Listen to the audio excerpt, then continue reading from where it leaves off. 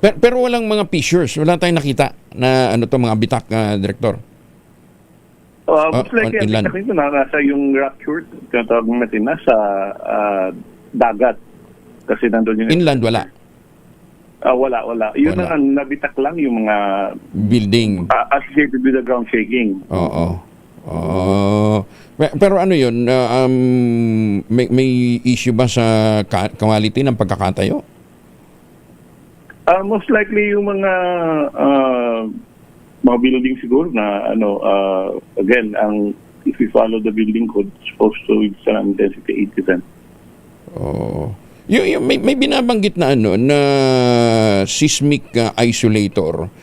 Malawakan na rin ginagamit yan sa Japan. Dito ba sa atin may ganun bang lawak na rin ang gamit? Yes, ginagamit naman yan ngayon. Mas maganda yung mga civil engineers natin, mga structural engineers na makakasagot niyan.